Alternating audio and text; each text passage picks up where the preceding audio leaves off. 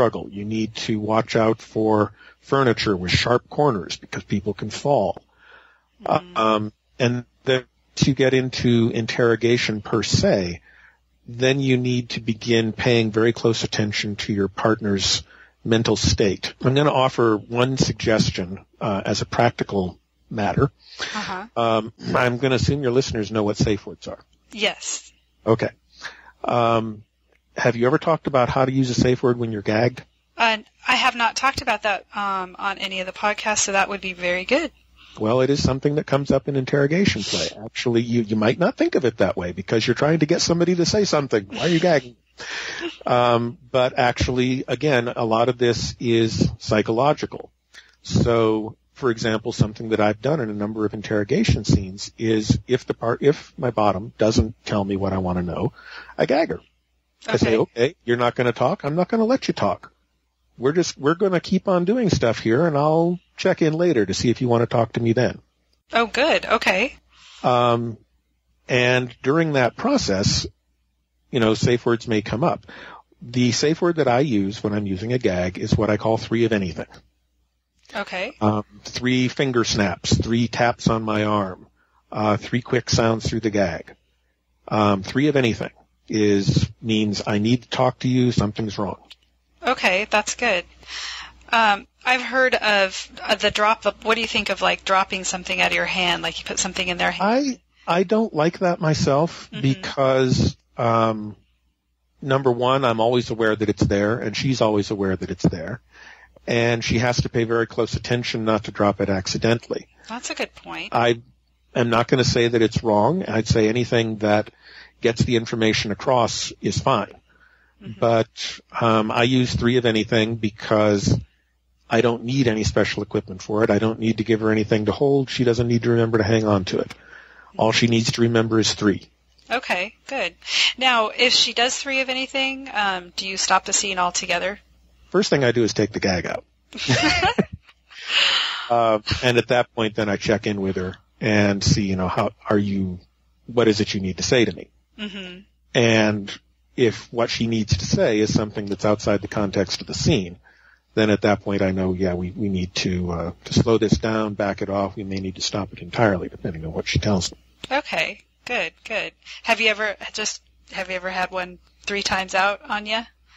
Yeah, it was because of a leg cramp. Because of what? A leg cramp. Oh, a leg cramp. Okay. She got a Charlie horse, and it just completely blew her out of the scene. So, okay. You can't, that's not fun. That's not fun pain. So, no, it's not. It's not. That was. What types of things have you used? I know, just for our listeners' sake, what kinds of things have you used for interrogation? Oh boy. Well, let's see. I have used a violet wand. That's an electrical device that gives short, sharp, shocks. I've used spanking. I've used flogging. I've used clamps of various sorts, labia, nipple clamps. I've used a certain amount of breath control. I've used tickling. I mentioned I've used orgasm play. I've used orgasm denial, teasing her without letting her come. I've used just about every form of play that I've used outside an interrogation scene, actually. Yeah, I'm getting excited about interrogation scenes. That's great. It's not really, it can be the sort of play that the type of play that's done can be an important part of the scene. For example, if you're doing a military-style interrogation scene, then breath control might be a major factor, so might electrical play. Face slapping might be a major factor in a scene like that. You might choose the type of play you're using to fit the atmosphere of the scene you're trying to build. A military interrogator is much less likely to use weighted nipple clamps. It's not genre. But other scenes are more free form. I just think that I have found what I've always been looking for. Oh, maybe. Oh, this is great. Okay, do you have any closing thoughts? And may I refer your name on FetLife if anybody has questions? Certainly you can. I would say the main closing thought that I have is if you want to do this kind of play, talk to your partner. Find out what sorts of fantasies he or she has, and see whether or not any of them will fit into your vision of an interrogation scene. But above all, talk about it first. It's not like a spanking scene where you can just pick it up and do it because that's what you feel like doing that evening. It needs to be discussed in advance or somebody's going to be unhappy. That's terrific. Okay, and this is Redmagus. You want to go ahead and spell it for us on FetLife? My FetLife handle is Redmagus, Redmagus. Okay, and he can be, you're open to answer anybody's questions, or?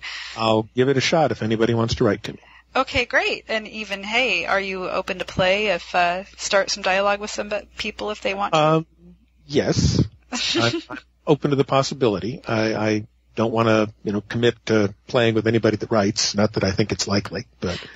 Well, okay, well, this has been wonderful, and thank you so much.